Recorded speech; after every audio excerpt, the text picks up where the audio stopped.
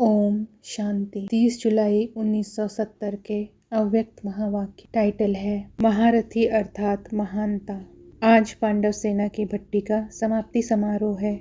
यह आज शुरुआत करते हुए समीपता आरंभ हुई है। विशेष कौन सी इम्प्रूवमेंट की है और उसके लिए क्या विशेष संकल्प किया है।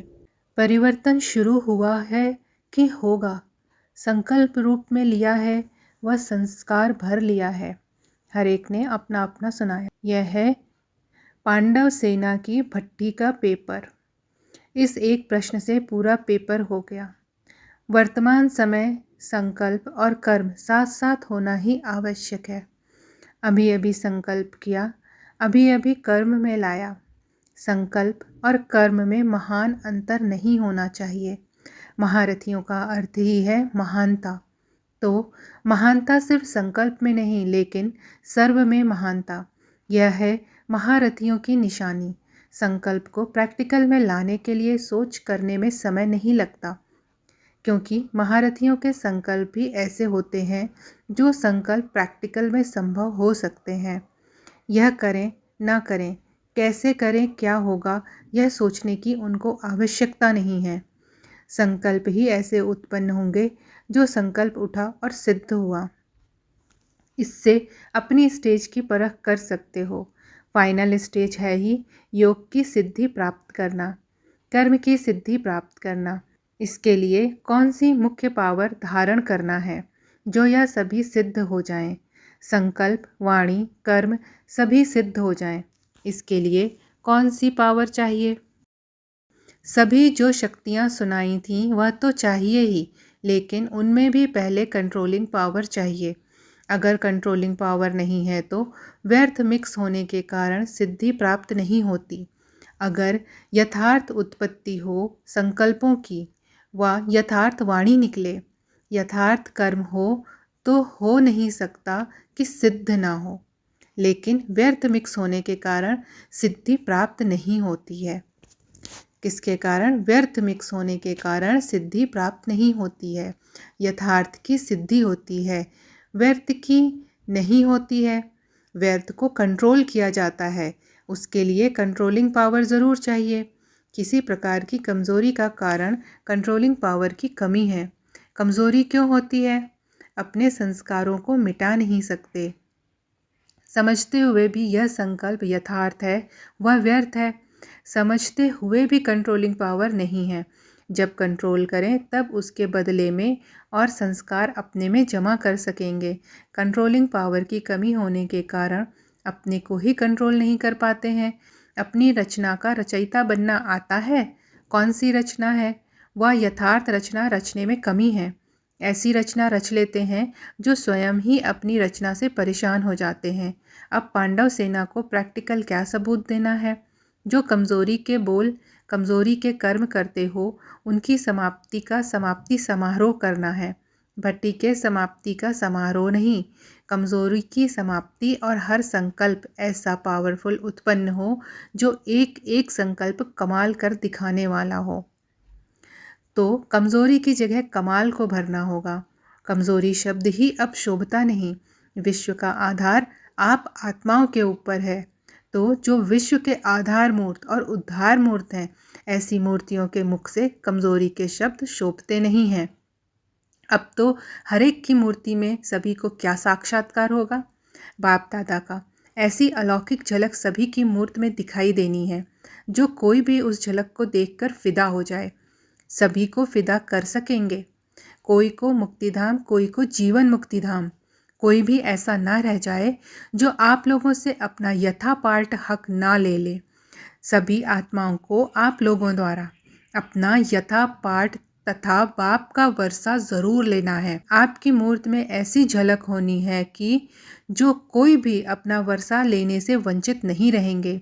ऐसे अपने को दाता के बच्चे दाता समझना है।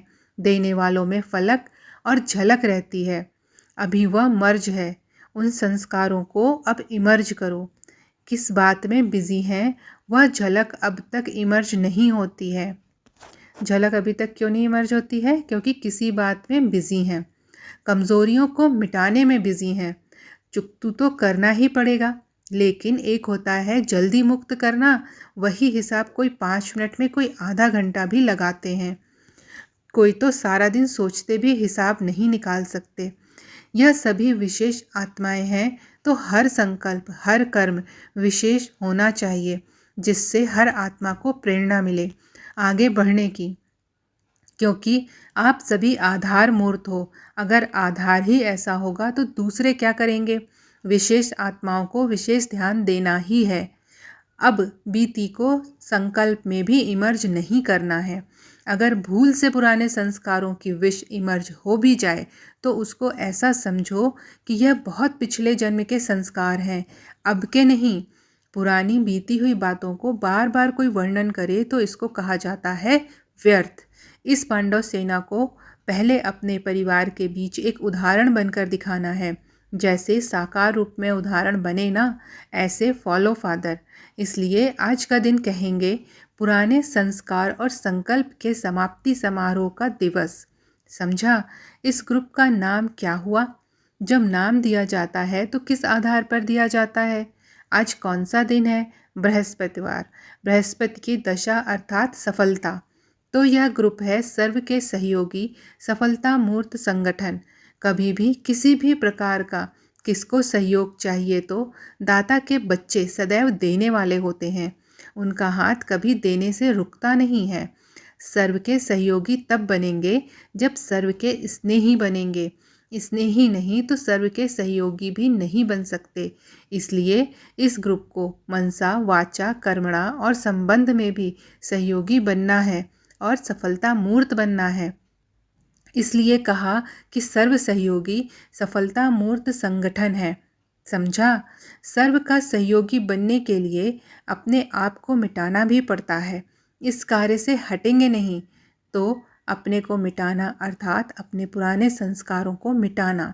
पुराने संस्कार ही सर्व के सहयोगी बनने में विघ्न डालते हैं, तो अपने पुराने संस्कारों को मिटाना है। दूसरे का संस्कार मिटाने के लिए नहीं कह रहे हैं। अपने संस्कार मिटाएंगे तो दूसरे आपको स्वयं ही फॉलो करेंगे।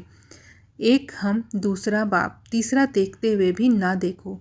तीसरी बातें देखने में आएंगी भी, लेकिन देखते हुए भी ना देखो।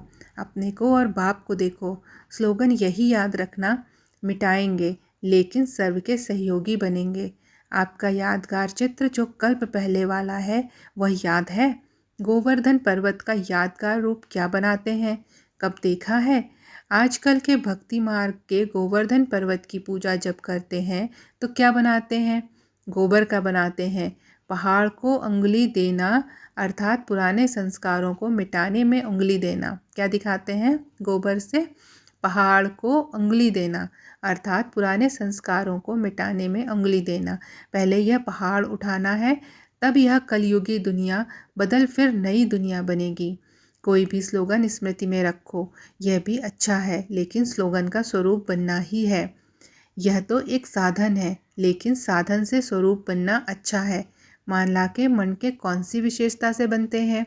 मणकों की विशेषता यही है जो एक बात होकर एक ही धागे में पिरोए जाते हैं। एक की ही लगन, एक रस स्थिति और एक मत, तो सब एक ही एक जैसे मणके हैं तो एक धागे में पिरोए जाते हैं ना। तो एक ही मत पर चलने वाले और आपस में भी एक मत हों। संकल्प भी एक से दो मत होती है तो वह दूसरी अर्थात 16,000 की माला के दाने बन जाते हैं। एक मत के लिए ऐसा वातावरण बनाना है। वातावरण तब बनेगा जब समाने की शक्ति होगी। मानो कोई बात में भिन्नता हो जाती है, क्योंकि यथा योग्य यथा शक्ति तो है ना, तो उस भिन्नता को समाओ। समाने की शक्ति चाहिए, तो ऐसी आपस में एकता से ही समीप आएंगे। सर्व के आगे दृष्टांत रूप बन जाएंगे। सब में अपनी अपनी विशेषता होती है। कोई भी हो उसकी विशेषताओं को देखो तो विशेष आत्मा बन जाएंगे। कमी को तो बिल्कुल देखना ही नहीं है।